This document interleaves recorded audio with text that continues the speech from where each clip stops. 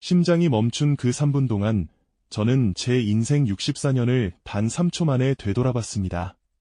그리고 깨달았죠. 제가 평생 쫓아온 모든 것들이 얼마나 헛된 것이었는지를요. 여러분, 혹시 지금 당장 심장이 멈춘다면 여러분은 무엇이 가장 후회될까요? 제 이름은 김성훈입니다. 64세, 경기도 수원에서 택시를 몰며 하루하루를 연명하는 평범한 안수집사였죠. 아니, 솔직히 말하면 평범하다는 표현도 과분할 정도로 찌들고 지친 삶을 살고 있었거든요. 38년 동안 교회를 다녔지만 단 한 번도 하나님을 진짜로 만난 적이 없었어요. 그저 일요일마다 교회에 가서 졸고 기도 시간엔 돈 좀 벌게 해주세요 하는 소원만 되뇌던 거짓 신앙인이었죠. 그런 제가 2024년 11월 15일 밤 11시 47분 수원역 교차로에서 죽었습니다. 아니, 정확히는 3분간 죽어 있었죠. 그 3분이 제 인생 64년을 완전히 뒤바꿔 놨거든요. 지금부터 들려드릴 이야기는 죽음에서 돌아온 한 남자가 어떻게 빚더미에서 벗어나 진짜 자유를 찾았는지, 그리고 형식적인 신앙생활 38년이 어떻게 단 1년 만에 살아있는 믿음으로 변했는지에 대한 충격적인 고백입니다.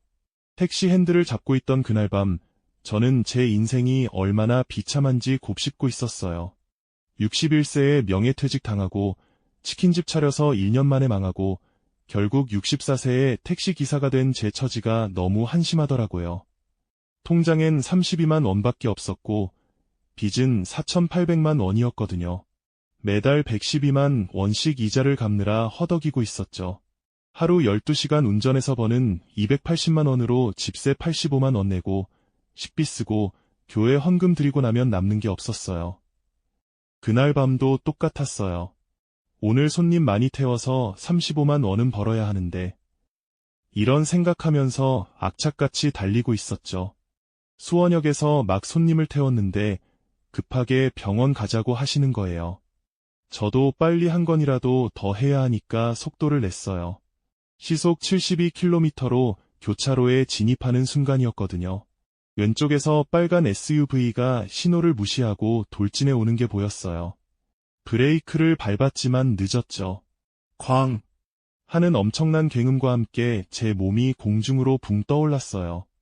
유리창이 산산조각 나면서 파편들이 제 얼굴을 핥히고 에어백이 터지면서 코뼈가 부러지는 소리가 들렸죠. 그리고 갑자기 고요해졌어요. 눈을 떴는데 천장이 빙글빙글 돌아가고 있더라고요. 가슴이 너무 답답해서 숨을 쉬려고 했는데 공기가 안 들어와요. 목구멍에서 피가 올라오는 게 느껴졌고 귀 속에서는 삐 하는 소리만 울려 퍼졌죠. 아, 이렇게 죽는구나 하는 생각이 드는 순간 갑자기 제 인생이 빠르게 스쳐 지나가기 시작했어요. 7살 때 아버지한테 처음으로 자전거 배우던 날, 26살의 아내와 결혼식 올리던 날, 28살의 딸이 태어나서 처음 안아보던 그 따뜻한 감촉, 31살의 아들이 아빠 하고 처음 부르던 목소리. 행복했던 순간들이 주마등처럼 스쳐 지나갔어요. 그런데 이상한 건 그 다음부터는 불행한 장면들 뿐이더라고요. 직장에서 상사한테 혼나면서 고개 숙이고 있는 제 모습, 비독촉 전화를 받으면서 벌벌 떨던 제 모습, 아내한테 짜증내면서 소리 지르던 제 모습, 새벽 3시 택시 안에서 혼자 울고 있던 제 모습. 64년을 살았는데 진짜 행복했던 순간이 손에 꼽을 정도밖에 없더라고요. 눈물이 주르륵 흘러내렸어요. 그때 누군가 119에 신고했어요. 버티세요. 라고 소리치는 게 들렸지만 그 소리가 점점 멀어지면서 제 의식도 함께 사라져갔어요. 귀 속의 삐 소리도 점점 작아지더니 결국 아무 소리도 들리지 않았죠. 완전한 어둠이었어요. 그런데 이상한 일이 일어났어요. 분명 아무것도 안 보이는데 제가 뭔가를 느끼고 있는 거예요. 제 몸이 둥둥 떠오르는 느낌이었거든요.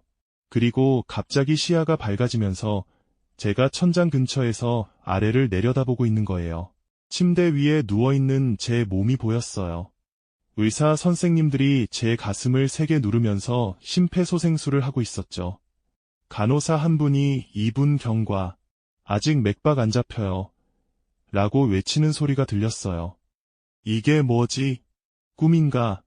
싶었는데 너무나 생생하더라고요. 제 몸을 보니까 입술이 파랗게 질려 있고 얼굴은 핏기 하나 없이 창백했어요. 아, 내가 죽었구나 하는 생각이 들었죠. 그런데 이상하게 두렵지가 않았어요. 오히려 평온한 느낌이었거든요. 그때 제 옆에 누군가 계신다는 느낌이 강하게 들었어요. 고개를 돌리니까 눈부시게 밝은 빛이 있었어요. 그런데 그 빛이 눈이 부시지 않고 오히려 따뜻하고 포근한 느낌이었거든요. 마치 겨울날 햇볕을 온몸으로 받는 것 같은 그런 기분이었죠. 제 온몸이 사르르 녹아내리는 것 같았어요. 그 빛 속에서 목소리가 들렸어요. 부드럽고 따뜻하면서도 뭔가 권위 있는 목소리였거든요. 성훈아. 제 이름을 부르시는 거예요. 저는 본능적으로 알 수 있었어요. 이분이 예수님이시구나. 눈물이 왈칵 쏟아지면서 말했죠. 주님, 주님이신가요? 제 목소리가 떨렸어요. 38년 동안 교회 다녔지만 예수님을 이렇게 직접 만난 건 처음이었거든요. 그렇다. 성훈아, 너는 38년 동안 나를 찾았지만 진정으로 나를 만난 적은 없었구나. 그 말씀에 제 가슴이 찢어지는 것 같았어요. 맞아요. 저는 38년 동안 교회는 다녔지만 예수님을 진짜로 만난 적이 없었어요. 그냥 형식적으로만 믿었던 거죠. 새벽 기도 나가고 주일 예배 드리고 헌금하고 봉사하는 게 전부였어요. 진짜 예수님과 대화해 본 적은 단 한 번도 없었죠. 주님, 죄송합니다. 눈물이 멈추지 않았어요. 저는 제 방식대로만 살았어요. 주님께 진심으로 기도한 적도 없고 말씀을 진지하게 읽은 적도 없었어요. 그저 제 욕심만 채우려고 했죠. 돈 벌게 해주세요. 빚 갚게 해주세요. 자식들 좋은데 취직하게 해주세요. 이런 소원만 늘어놓았어요. 주님을 자판기처럼 이용했어요. 예수님께서 제 어깨에 손을 얹으시는 느낌이 들었어요. 그 순간 정말 신기한 일이 일어났거든요. 제 몸속에 있던 모든 무거운 짐이 사르르 녹아내리는 거예요. 64년 동안 짊어지고 살았던 불안, 두려움, 분노, 원망, 자책감, 이 모든 게 한순간에 사라지는 느낌이었어요. 어깨가 가벼워지고 가슴이 뻥 뚫리고 숨쉬기가 편해지더라고요. 성훈아, 내가 무엇을 가장 두려워했느냐? 예수님이 물으셨어요. 저는 잠시 생각하다가 대답했죠. 저는 가난이 두려웠어요. 돈이 없으면 자식들한테 짐이 되고 아내한테 미안하고 세상 사람들한테 무시당할까 봐 두려웠어요.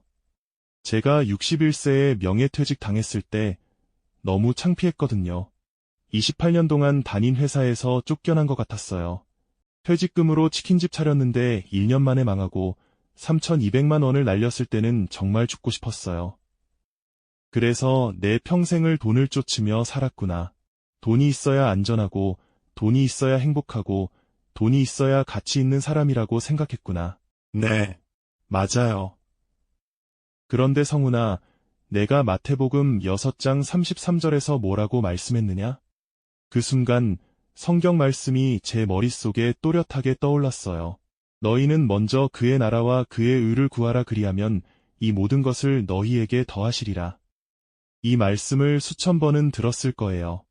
설교 시간에도 나오고 성경 읽을 때도 봤고 찬양 가사에도 나왔거든요.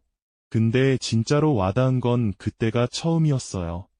주님, 저는 그 말씀을 믿지 않았어요. 눈물이 또 흘러내렸어요. 제 힘으로 살아야 한다고 생각했어요. 하나님한테 의지하면 안 된다고, 제가 악착같이 벌어야 한다고 생각했죠. 그래서 하루 12시간씩 택시 운전하면서 몸을 혹사했어요. 새벽 5시에 일어나서 밤 10시까지 일했어요. 일요일에도 예배 끝나면 바로 택시 타러 나갔고요. 성훈아, 내가 언제 너를 혼자 두었느냐? 예수님의 목소리가 조금 슬프게 들렸어요. 내가 택시를 운전할 때도, 밤늦게 혼자 눈물 흘릴 때도, 빚 때문에 괴로워할 때도, 아내와 다툴 때도 나는 항상 내 곁에 있었다. 매 순간 너를 지켜보며 내가 나를 불러주길 기다렸다. 그런데 너는 나를 보지 못했구나. 내 눈이 돈과 걱정에만 가려져 있었으니까. 예수님의 말씀에 제 마음이 산산조각 나는 것 같았어요. 맞아요. 하나님은 항상 저와 함께 하셨는데 제가 그걸 못 느낀 거였어요. 제 눈이 세상 것에만 가려져 있었던 거죠. 주님, 제가 어떻게 해야 하나요? 이제 어떻게 살아야 하나요? 예수님께서 미소를 지으시는 것 같았어요. 그 미소가 얼마나 따뜻하던지 제 온몸이 녹아내리는 것 같았거든요. 요한복음 15장 5절을 기억하느냐? 나는 포도나무여 너희는 가지라 그가 내 안에 내가 그 안에 거하면 사람이 열매를 많이 맺나니 나를 떠나서는 너희가 아무것도 할 수 없음이라. 이 말씀도 수없이 들었던 구절이었어요. 근데 이제야 무슨 뜻인지 알 것 같았거든요. 성훈아, 포도나무 가지가 나무에서 떨어지면 어떻게 되느냐? 말라 죽습니다. 그렇다. 가지는 나무에 붙어 있을 때만 열매를 맺을 수 있다. 너도 마찬가지다. 내가 나와 함께하면 내가 너를 통해 일할 것이다. 내 힘으로 하려고 하지 말고 나를 의지하며 살아라. 그러면 내가 너를 통해 놀라운 일을 행할 것이다. 그 말씀이 제 가슴속 깊이 새겨지는 느낌이었어요. 그동안 제가 얼마나 혼자 힘으로 살려고 발버둥 쳤는지, 그게 얼마나 어리석은 짓이었는지 깨달았거든요. 주님, 제가 돌아가면 어떻게 될까요? 빚은 여전히 4,800만 원이고, 택시는 계속 몰아야 하고, 아내는 여전히 힘들어할 텐데.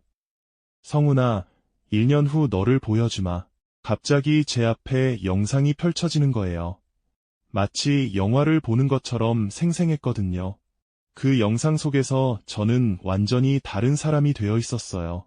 얼굴에는 평안이 가득했고, 눈빛은 맑고 밝았어요. 택시를 운전하는 게 아니라 정장을 입고 회사에 출근하고 있더라고요. 그리고 통장을 열어보는데 잔고가 340만 원이었어요. 빚이 다 갚아진 거죠. 아내와 손을 잡고 공원을 산책하는 모습도 보였어요. 아내 얼굴에도 웃음이 가득했고요. 교회에서 간증을 하는 제 모습도 보였어요. 교인들이 눈물을 흘리면서 제 간증을 듣고 있었죠. 보았느냐? 1년 후 너는 지금과는 완전히 다른 사람이 되어 있을 것이다. 내 얼굴에는 평안이 가득할 것이고 내 마음에는 감사가 넘칠 것이다. 내 가정에는 웃음이 돌아올 것이고 내 주변 사람들은 내게서 나를 볼 것이다. 정말 그렇게 될 수 있나요? 그렇다. 하지만 한 가지 조건이 있다. 마태복음 6장 33절을 기억하라. 너희는 먼저 그의 나라와 그의 의를 구하라 그리하면 이 모든 것을 너희에게 더하시리라. 이 말씀을 내 인생의 나침반으로 삼아라. 돈을 먼저 구하지 말고, 명예를 먼저 구하지 말고, 성공을 먼저 구하지 말고, 나를 먼저 구하라. 나와의 관계를 최우선으로 두어라. 그러면 내가 내게 필요한 모든 것을 채워줄 것이다. 네, 주님.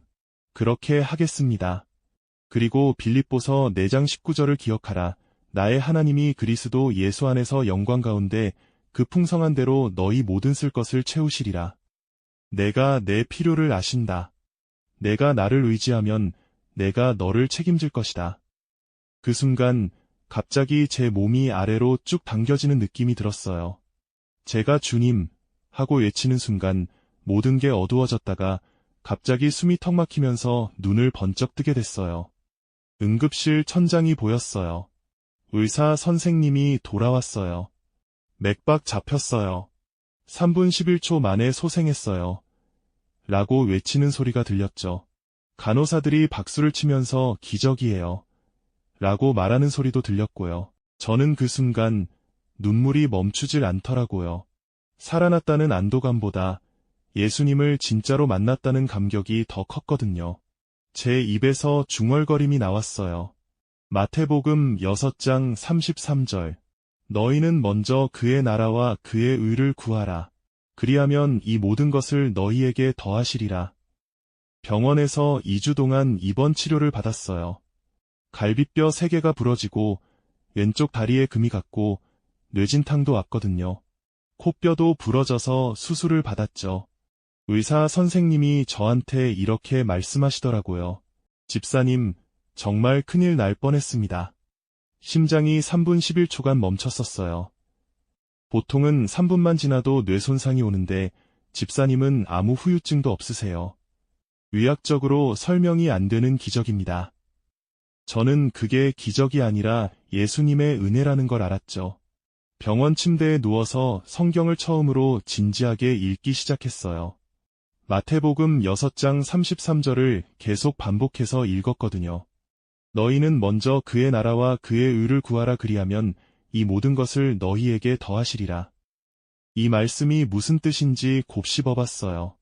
하나님 나라를 먼저 구하라는 게 뭘까? 그건 돈이나 명예나 성공을 최우선으로 두지 말고 하나님과의 관계를 최우선으로 두라는 뜻이었어요. 그동안 저는 하나님을 수단으로 삼았던 거예요. 제 목적을 이루기 위해 하나님을 이용했죠. 근데 진짜 신앙은 그게 아니더라고요. 하나님을 사랑하고 하나님의 뜻을 따라 사는 게 먼저고, 그러면 하나님이 필요한 모든 것을 채워주신다는 거였어요. 요한복음 15장 5절도 계속 묵상했어요. 나는 포도나무요 너희는 가지라 그가 내 안에 내가 그 안에 거하면 사람이 열매를 많이 맺나니 나를 떠나서는 너희가 아무것도 할 수 없음이라. 이 말씀도 너무 명확하더라고요. 제가 예수님과 연결되어 있지 않으면 제 힘으로는 아무것도 할 수 없다는 거였어요. 그동안 제가 왜 그렇게 힘들었는지 알겠더라고요. 예수님 없이 제 힘으로만 살려고 했으니까요. 빌립보서 4장 19절도 읽었어요. 나의 하나님이 그리스도 예수 안에서 영광 가운데 그 풍성한 대로 너희 모든 쓸 것을 채우시리라. 이 말씀을 읽으면서 하나님이 제 필요를 아시고 채워주실 거라는 확신이 생겼거든요. 더 이상 걱정하지 않아도 된다는 평안이 찾아왔어요. 퇴원하는 날 아내가 병원에 데리러 왔는데 제 얼굴을 보더니 깜짝 놀라는 거예요. 당신 얼굴이 왜 이렇게 밝아졌어요? 뭔가 달라 보여요. 사고 나기 전보다 오히려 더 건강해 보여요. 저는 아내의 손을 꼭 잡고 말했죠. 여보, 나 예수님 만났어. 진짜로 만났어. 심장 멈췄을 때 예수님이 나타나셔서 나한테 말씀하셨어. 이제 우리 인생 달라질 거야. 하나님이 우리를 책임지실 거야. 아내 눈에도 눈물이 고이더라고요. 정말이에요. 당신 정말 예수님 만났어요. 응, 내 평생 처음으로 진짜 예수님을 만났어. 38년 동안 교회 다녔지만 그때가 처음이었어. 집에 돌아와서 가장 먼저 한 일은 새벽 기도였어요. 근데 이번엔 달랐어요. 형식적으로 하는 게 아니라 진심으로 하나님과 대화하는 기도였거든요. 하나님 아버지, 이제 제가 주님만 의지하겠습니다. 마태복음 6장 33절 말씀대로 먼저 하나님 나라와 의를 구하겠습니다. 제 인생의 주인은 제가 아니라 주님이십니다. 주님께서 인도하시는 대로 살겠습니다. 요한복음 15장 5절 말씀대로 포도나무 가지가 나무에 붙어 있듯이 저도 주님께 붙어 있겠습니다. 제 힘으로 하려고 하지 않겠습니다. 주님이 저를 통해 일하시게 하겠습니다. 이렇게 기도하니까 마음에 평안이 찾아오는 거예요. 64년을 살면서 처음 느껴보는 깊은 평안이었어요. 퇴원하고 3일째 되던 날 놀라운 일이 일어났어요. 택시 회사에서 전화가 온 거예요. 집사님, 사고 난 거 알고 있는데요. 회사에서 1호금 명목으로 150만 원 드리기로 했습니다. 그리고 상대방 보험사에서 치료비랑 위자료 합쳐서 1,350만 원 보상해 주기로 했어요.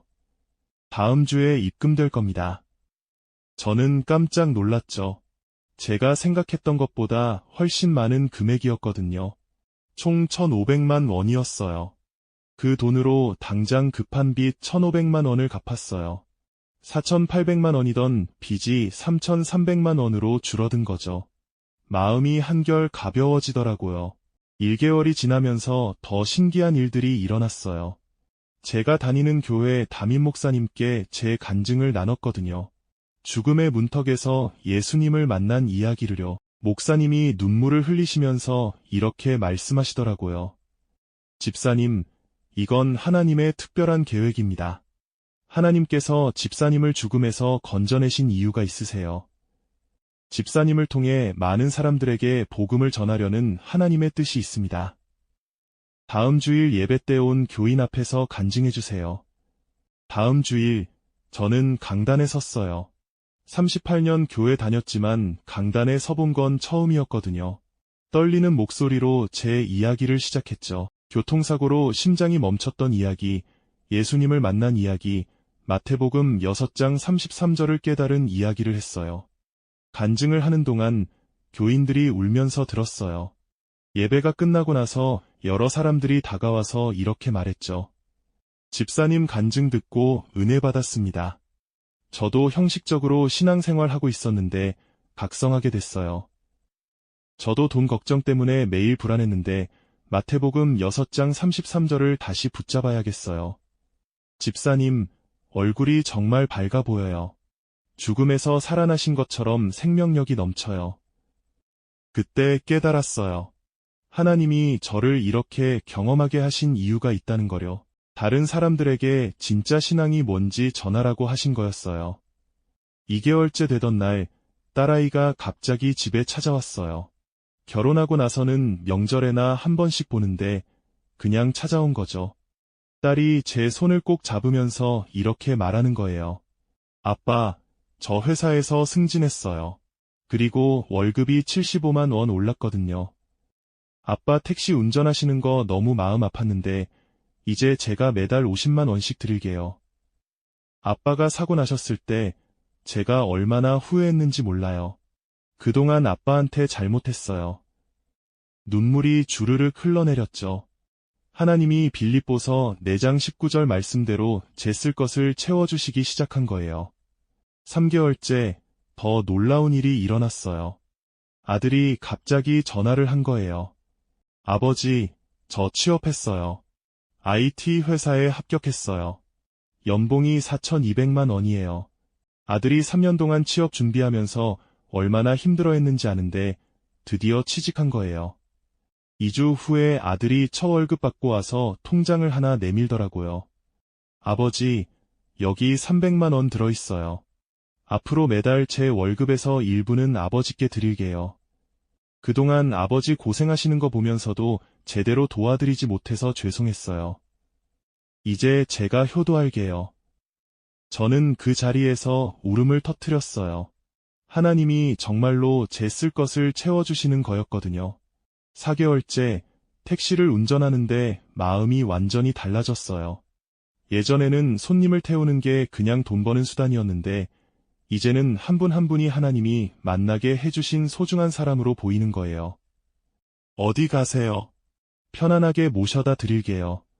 어머, 기사님 참 친절하시네요. 감사합니다. 오늘 좋은 하루 되세요. 손님들한테 진심으로 친절하게 대했더니 팁을 주시는 분들도 많아졌고 단골 손님도 생기기 시작했어요. 명함을 주시면서 다음에 택시 필요하면 꼭 기사님 불러드릴게요.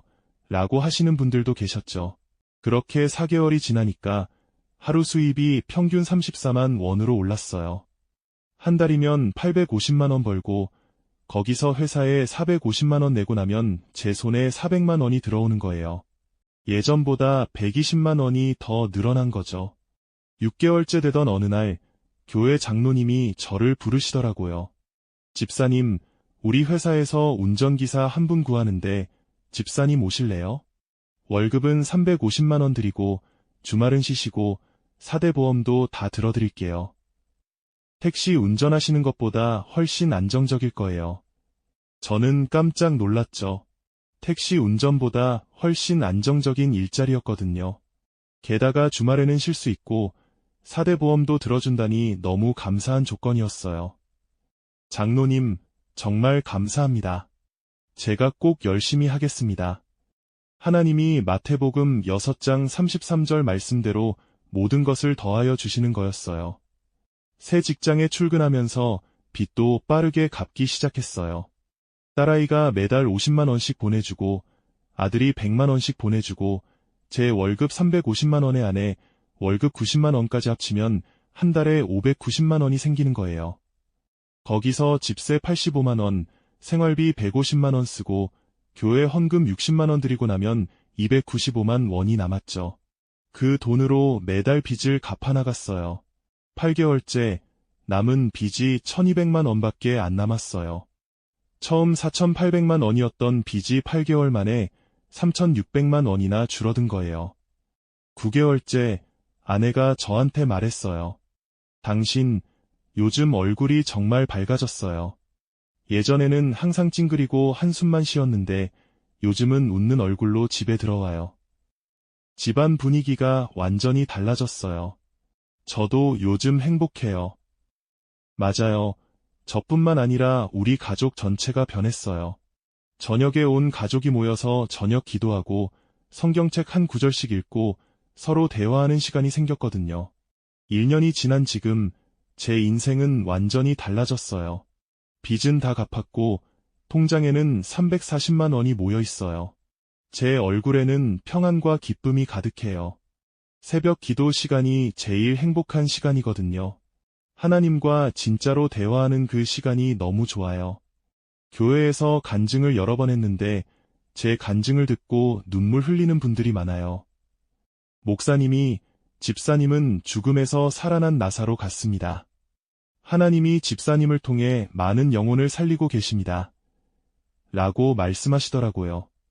사랑하는 여러분, 여러분도 혹시 저처럼 형식적으로 신앙생활하고 계신가요? 교회는 다니지만 예수님을 진짜로 만난 적은 없으신가요? 기도는 하지만 하나님과 진짜로 대화해 본 적은 없으신가요? 저는 38년 동안 교회를 다녔지만 예수님을 진짜로 만난 건 죽음의 문턱에서였어요. 심장이 멈춘 그 3분 11초 동안이었죠. 여러분은 그런 극단적인 경험을 하지 않으셔도 돼요. 지금 이 순간 마음을 열고 예수님을 진심으로 영접하시면 됩니다. 제가 여러분께 드리고 싶은 3가지 실천 과제가 있어요. 첫째, 마태복음 6장 33절을 외우세요.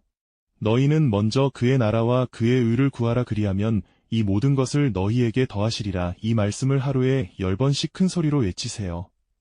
아침에 눈 뜨자마자 3번, 점심 먹기 전에 3번, 저녁 자기 전에 4번 외치세요. 그러면 여러분의 가치관이 바뀔 거예요. 돈이나 명예가 아니라 하나님이 우선순위가 될 거예요. 둘째, 매일 새벽에 30분만 일찍 일어나서 진심으로 기도하세요. 형식적인 기도가 아니라 하나님과 진짜로 대화하는 기도를 하세요. 하나님 아버지, 제가 오늘 무엇을 하길 원하십니까? 제 삶에 어떤 계획을 갖고 계십니까? 라고 물어보세요. 그러면 하나님이 응답하실 거예요. 말씀으로, 환경으로, 사람을 통해서 응답하실 거예요. 셋째, 요한복음 15장 5절을 묵상하세요. 나는 포도나무요 너희는 가지라. 그가 내 안에 내가 그 안에 거하면 사람이 열매를 많이 맺나니 나를 떠나서는 너희가 아무것도 할 수 없음이라. 여러분 자신의 힘으로 살려고 하지 마세요. 예수님과 연결되어 있으면 예수님이 여러분을 통해 일하실 거예요. 그리고 여러분께 30일 챌린지를 드리고 싶어요. 앞으로 30일 동안 매일 아침 마태복음 6장 33절을 10번씩 외치세요. 그리고 30일 동안 매일 새벽 기도를 하세요. 단 30분이면 됩니다. 그리고 30일 동안 요한복음 15장을 매일 한 장씩 읽으세요. 30일 후에 여러분 삶이 어떻게 변했는지 댓글로 꼭 남겨주세요. 여러분, 댓글로 아멘이라고 적어주시겠어요? 여러분도 저처럼 예수님을 진짜로 만나길 원하신다면 아멘이라고 적어주세요. 그리고 여러분의 기도 제목도 함께 적어주세요. 제가 한 분 한 분 기도해드릴게요. 구독 버튼 꼭 눌러주세요. 제가 앞으로 더 많은 간증 영상을 올릴 거거든요. 죽음에서 살아난 사람의 진짜 신앙 이야기를 계속 나눌 거예요. 여러분의 구독과 좋아요가 저에게 정말 큰 힘이 됩니다. 마지막으로 여러분을 위해 기도드릴게요. 하나님 아버지, 이 영상을 보고 계신 모든 분들을 축복해주세요. 이분들도 저처럼 예수님을 진짜로 만나게 해주세요. 형식적인 신앙에서 벗어나서 살아계신 하나님을 경험하게 해주세요. 마태복음 6장 33절 말씀대로 먼저 하나님 나라와 의를 구하는 삶을 살게 해주세요. 그래서 하나님이 필요한 모든 것을 채워주시는 은혜를 경험하게 해주세요. 예수님의 이름으로 기도합니다. 아멘. 오늘도 이 귀한 시간 함께 해주셔서 정말 감사드려요. 여러분 모두 하나님의 크신 은혜와 축복이 가득하시길 기도할게요. 다음 영상에서 또 만나요. 사랑합니다. 여러분.